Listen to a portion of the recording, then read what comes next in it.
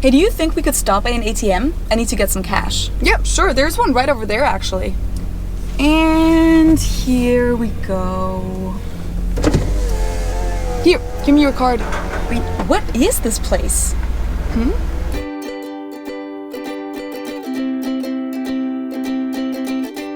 Hello, servus, and welcome back to my YouTube channel. My name is Felicia. I'm originally from Munich, Germany, but since the fall of 2016, I've mainly been living here in Cincinnati, Ohio. And during that time, I've had lots of experiences with cultural differences, as you guys know, since that's what this channel is mainly about. And some of those experiences were situations where I was like, what is that? Or what is this thing for? Which often made me sound like a little child discovering the world for the first time. But that's pretty much what it was, because there were quite a few things that I had never seen in my 22 years of living in Germany. And that's what this video is gonna be about. So here are 7 things I've never seen before I came to the US. The first thing on my list is drive-thru ATMs. And before I continue, I just want to give a disclaimer for the whole video. These are my personal experiences. I'm sure some of these things do exist in Germany somewhere. I'm sure there is a drive-thru ATM somewhere, but I personally, growing up in Munich, I had never seen that before I came to the US. And here, it's a pretty common thing, just like anything drive-thru in the US. Drive-thru pharmacies, coffee shops, liquor stores. And I've heard that there's even a drive-thru wedding chapel in Las Vegas. So just a couple weeks after I first came to Cincinnati for my exchange semester in 2016, I was in the car with a few friends and we were on our way to this event hosted by the university with a concert and food trucks, and we wanted to get some cash before we got there. So my friend said we're stopping by an ATM on the way there, and I was mind blown when we pulled into this drive-thru ATM a few minutes later and we could get cash without even leaving our car. I was like, wow, Americans really don't like to walk. I had never gotten cash from a car before, but since then I've done it many times myself, and I do have to say it is very convenient. The second point on my list has to do with driving as well, and that's because people just drive a lot more in the US than they do in Germany, especially compared to more urban areas in Germany. Here in the US, except for major cities like New York, cars are the main way of getting around. Distances are long because this is just a huge country. Public transportation is pretty poor or doesn't exist at all.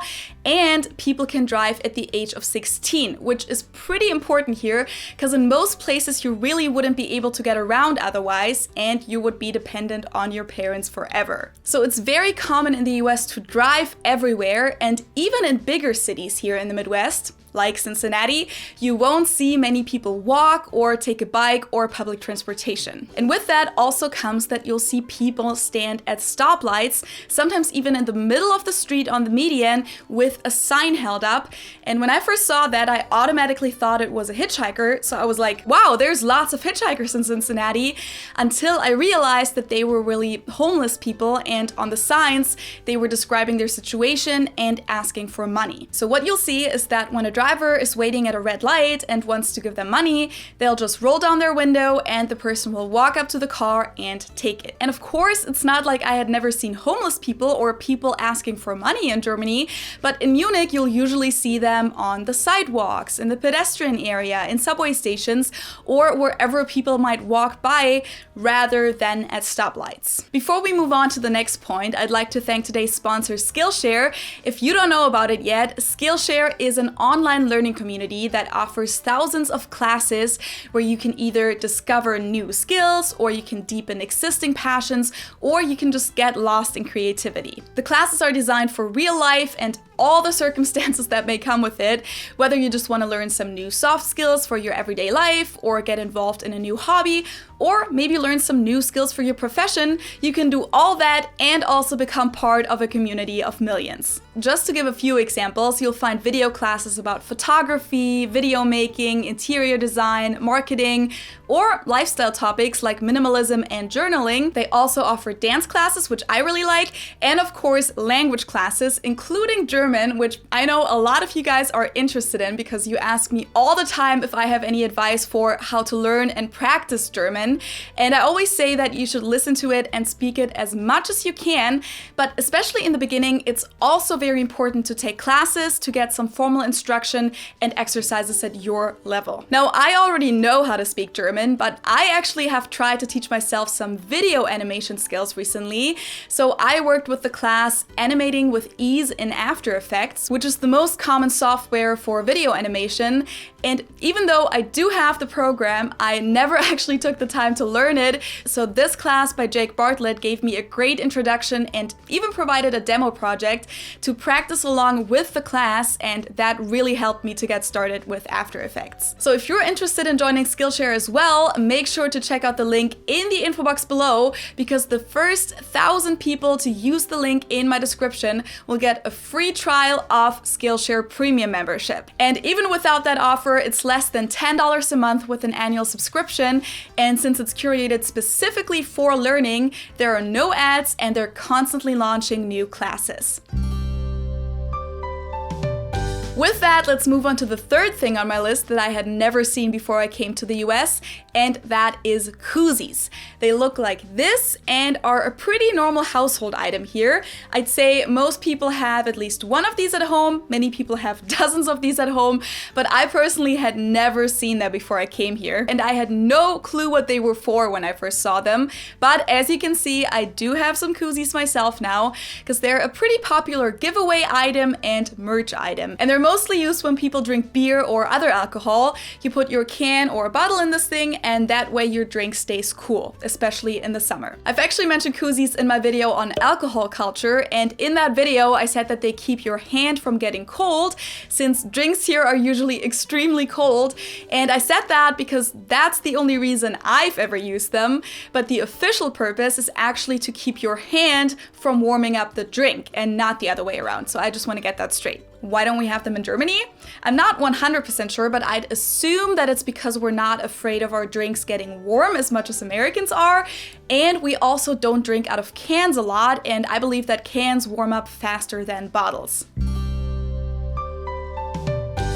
This one I actually didn't really notice until 2018 when I got my master's at the University of Cincinnati and taught German there at the same time, because when I did my exchange semester in 2016, I never actually had a class in a normal classroom because the program was called Electronic Media, and I mostly just took video and audio production classes that were taught more in a studio setting. But then when I taught German 2 years later, my classes took place in normal standard classrooms, and that's when I noticed these things on the walls. Most classrooms have one of these attached to the wall, and I was completely lost at first as to what this is until I saw someone use it for the first time, and it's a pencil sharpener. And before you ask, yes, we do have pencil sharpeners in Germany too, but it's not very common for German students to write with a pencil in school. I've actually talked a little more about that in this video, and therefore pencil sharpeners aren't really a thing that students need after elementary school. And even in elementary school, I've never seen a pencil sharpener on the wall in Germany. The students just have their own sharpeners. Again, I'm sure somewhere in Germany you can find these on the wall too, or maybe it used to be a thing back in the day, but I personally had never seen this item before I came to the US, and here it seems to be a pretty standard thing in classrooms. Whether it's spray butter, spray oil, or even spray cheese, Americans have some interesting food items here that I had definitely never seen before, and especially the spray stuff threw me off a little in the beginning. Spray butter and spray oil are things that I've seen in a lot of American households. Maybe that's just because of the widespread fear of fat here, and people think that with regular butter and oil they're gonna get too much of it. I'm not sure, but again, I've never seen that in Germany, and to most Europeans I've talked to, that seems pretty unnecessary. I mean, why not use your regular oil and butter? And the sprayed cheese, I don't even know what to say to that, but in general, there's lots of things that Americans call cheese that aren't actually cheese, so that's just something that I had to get used to. This is something you see on the streets a lot that I feel like is probably not even allowed in Germany, and it's these huge pickup trucks with dual wheels in the back. In general, there are a lot of pickup trucks on American streets compared to Germany, and just so many huge cars and SUVs that wouldn't even fit through all the streets in Germany. But the dual wheels really are something that, to me, seems like the epitome of this whole land of extremes vibe of the US. And I often even see this in the city where it doesn't even seem like the person actually needs a truck, let alone dual wheels. So I guess some people just have it because they can. And the last point on my list has to do with cars again, and this one goes back to the fact that in Ohio and most other states, they don't have car inspections that your car has to pass in order to keep the registration. In Germany, we have a pretty strict inspection every 2 years called TÜV, and that's the reason why you hardly ever see damaged cars on German streets. Maybe you'll see a dent here and there or some rust, but in the US, you'll see beaters, so broken cars all the time. You know, cars that look like they just got out of an accident, where there is the bumper missing or half of the hood or the side mirror. And that was definitely something that shocked me in the beginning, to see cars like that on the highway, because it's just not something you'll ever see in Germany. That was my list of things I have never seen before I came to the US. Of course, these were just a few points of many, so let me know if you'd like to see more videos like this. And of course, I also want to know what things were new for you, either when you first visited the US or maybe another country in your case. Let me know in the comments below. Also, don't forget to subscribe to my channel for free, activate the bell, and for more content besides my YouTube videos, you should definitely check out my new podcast, Understanding Train Station, that I host together with my friend Josh, who is an American that speaks fluent German. In our latest episode, we talked about work life and office culture in Germany versus the US, together with our friend Niklas, so check it out, the link is in the description box below. And of course, you can also follow me on Instagram and Facebook, or support me on Patreon or buymeacoffee.com.